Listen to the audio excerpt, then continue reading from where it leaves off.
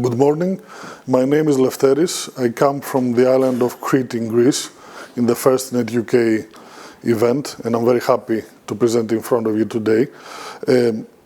So last year, some of you might remember that I presented the Code BGP platform. A lot of things have changed since last year. Our company, Code BGP, got acquired by Cisco, and since then our team is integrating our technology to the Cisco ThousandEyes platform.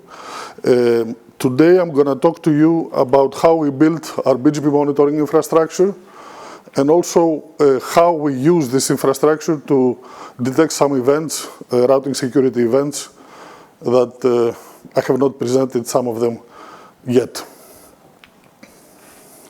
So before we talk about the how we built our infrastructure, first we need to talk about the why. Why bother? Because especially for a startup like Code BGP, like developing your own infrastructure, it's quite difficult. It's costly. You need to have normally people doing peering negotiations, deploying routers in colocation facilities, stuff like that. So why not use public routing infrastructures like Lefteris and route views, which is what most people would do. There are quite a few reasons why you would not want to rely solely on public sources. And don't get me wrong, Lefteris and route views have been providing a window into Internet's evolution the last 2 decades, so both researchers and operators, we love these infrastructures. But one obvious reason is availability. If you rely only on public sources and they go down for whatever reason, you don't have data, and if you don't have data, you don't have a monitoring platform. Another reason is integrity. And what do we mean by integrity in this context? Like maintaining correct routing state, which is a hard challenge. And I won't go into too much detail because it's too early in the morning for most of us. But what I would say is, if you have a routing state inconsistency, it's very difficult to debug it unless you have access to the entire data pipeline. And lastly, one more reason is security and visibility. So research has shown that carefully crafted hijacks to avoid detection by public sources are feasible. Essentially, the malicious actors, the adversaries, knowing the AS paths that exist in public sources, they can craft their hijacks this way using well-known techniques like AS path prepending, for example, to avoid these routes being propagated to public route collectors. Therefore, these events are not visible. So by having your own monitoring infrastructure, essentially you can cover dark corners of the internet where public sources lack visibility. So what would be the desired characteristics for our BGP monitoring system, what we wanted to have as requirements? First of all, BGP data from hundreds of sources. Ideally, we would want them to be geographically distributed, large number of peering ASNs. A second requirement is near real-time functionality. An acceptable delay would be within seconds, and that's something we can discuss. We will discuss later if it's feasible using BGP. And also, a last requirement would be the ability to identify IP and ASN for each route. And this is a requirement that is related to the impact of an event. Like if the event, the routing event is localized to a geographical area, it's something that users would want to know. For the first requirement, BGP data from hundreds of sources for a startup, as I said, this is probably the most difficult, challenging requirement to do, to accomplish. We used BGP.services, this website, which is a collection of providers that on top of the service they provide, they also provide BGP sessions. And this is something which I call, jokingly, I call it the democratization of peering. And it has almost 200 providers providing BGP sessions of various types and other services. And I want to thank the people who maintain this website because it is very useful for people like me. So having 200 providers, it's quite challenging to select among them. How can you select which ones to use and which ones not to use? Our criteria for selecting providers are presented in this slide. This is a quite heavy slide in terms of information. I will try to break it down a little bit. First of all, we wanted them to provide dual stack, both V4 and V6 interfaces with full tables. A global footprint and large geographical distribution of sources is obviously nice to have, so we chose such providers. Automation is another requirement. Like if you can deploy monitors without any human interaction, it's ideal. Upstream diversity is also important. We evaluated the list of upstream providers that these providers had so that we cover larger portions of the AS graph. And finally, for a startup, cost is always like a criteria that you need to have into account. So we prioritize selecting providers that provided virtual machines, essentially, virtual private servers, because they are more cost effective. For the second requirement, near real-time functionality. So last year, during the presentation I did in UK NOF and also in other events, I did a live hijack on stage where I was hijacking a prefix, hijacking quote unquote because it was our own prefix. I'm not a criminal or anything. From Australia, from Melbourne, from a router residing in Melbourne, and the platform was picking up the announcement within 3 seconds, and the platform was residing in the east coast of the US. So since then, people were asking me, how is this feasible? How is this possible?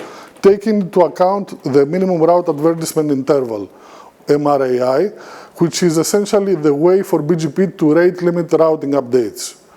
The default configuration in Cisco routers is 30 seconds, which is in line with the RFC. But what happens in this case, if you use a new prefix, by new prefix I mean a prefix that is not currently being announced in the global, in the default free zone, this prefix propagates through the best path, skids through the AS paths essentially, through the globe, and is visible within in the entire world within seconds. So that's why you are able to do such fast detection. And MRAI starts after the first update is received. So that's why, especially for withdrawals, since path hunting takes place, like an event might need minutes to be detected, which is the norm, but the answer to the question if this is possible is it depends, and it can be possible under specific circumstances. This graph here shows something that I'm not sure that many people know. Only 5% of updates in V4 and 10% of updates in V6 are withdrawals. And this is a research done by Geoff Houston last year. For the open source router of choice, we used Bird for various reasons. First of all, being cost aware, we wanted it to have minimal memory footprint and resource consumption. We wanted the mature and stable implementation, and Bird has been used the last decade in most IXPs worldwide with great results. And also since last October, version 2.14 of Bird supports pre- and post-policy BMP monitoring, which is an integral part of our architecture and our data pipeline.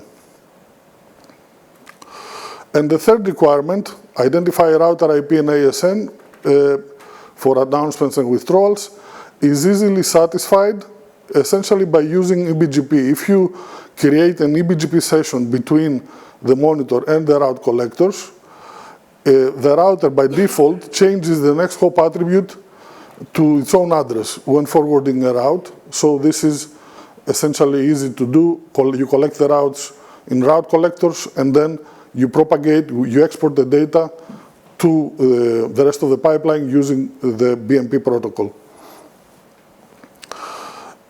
Here are some statistics about our monitors. I won't go into too much detail, but the question now is, using this infrastructure, what can you find out? What can you discover? Since January of last year, of 2023, and for 6 months, I started monitoring the root DNS server prefixes. Essentially, the root DNS servers are the authoritative name servers for the DNS, for the root DNS, for the DNS root zone. And you might wonder why I started monitoring the root DNS prefixes. First of all, it's critical internet infrastructure. I consider it worth protecting. Also, these prefixes are heavily anycasted. This is the nature of what these operators do. So any BGP anomaly, any hijack, can go largely unnoticed by the public because the impact on the data plane is mostly negligible, usually.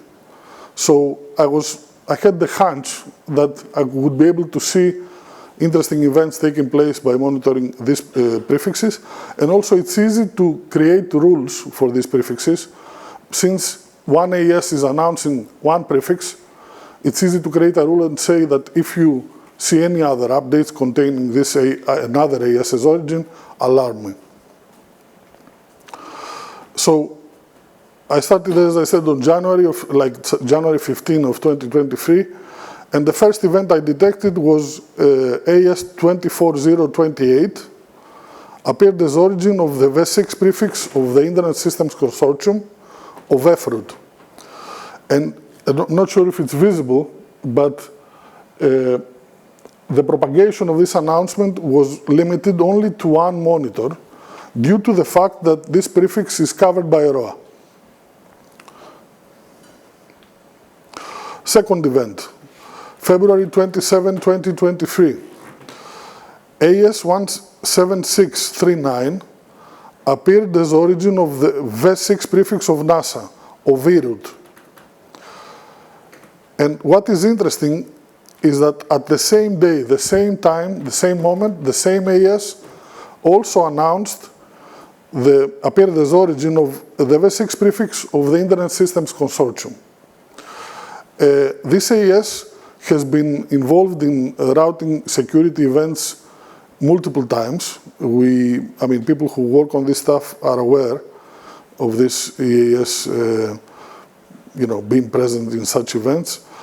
What is interesting, very interesting in this case, is that the AES of EROOT is not covered by ROA, whereas the AES of FROOT is covered by ROA.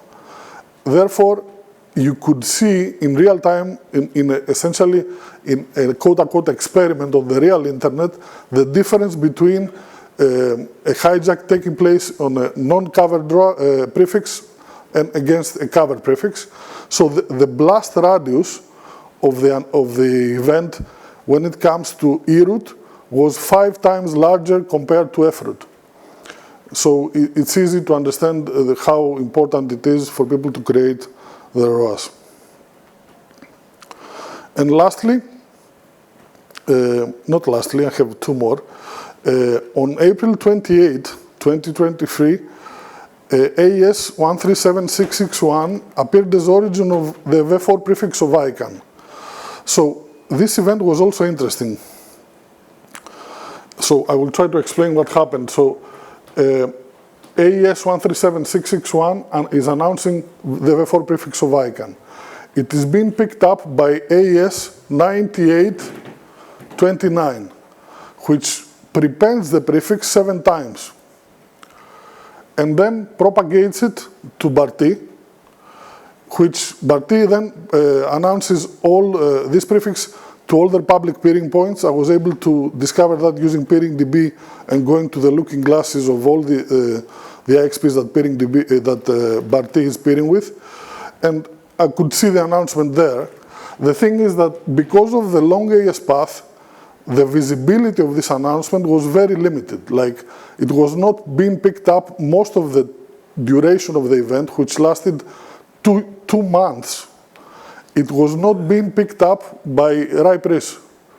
So it was being picked up by our monitors, though.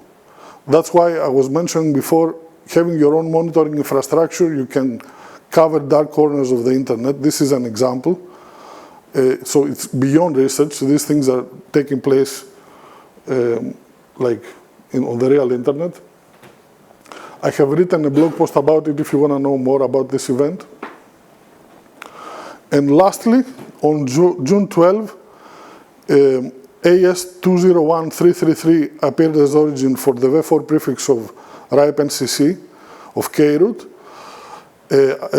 And this event, due to the fact that this prefix is covered by ROA, it had limited propagation only within Italy, and actually the operators of RIPE NCC were very helpful, and they withdraw the routes from this specific router. So this event stopped after 2 hours. So, like as a takeaway message, I should have had one more slide with a takeaway, but I haven't, so I will talk about it. As a takeaway message, I would say, first of all, it's very easy to understand that creating your own RA is a very easy thing to do, and it helps both your network and the greater good, the internet as a whole. That's one thing. And also, a lot of things are happening in BGP that people don't know, people are not aware. The more you look, the more you find. And I believe we need to have good monitoring platforms, monitoring BGP, because the more things we see and we reveal, the better for the internet as a whole. Thank you very much for your attention, and I would love to hear your questions.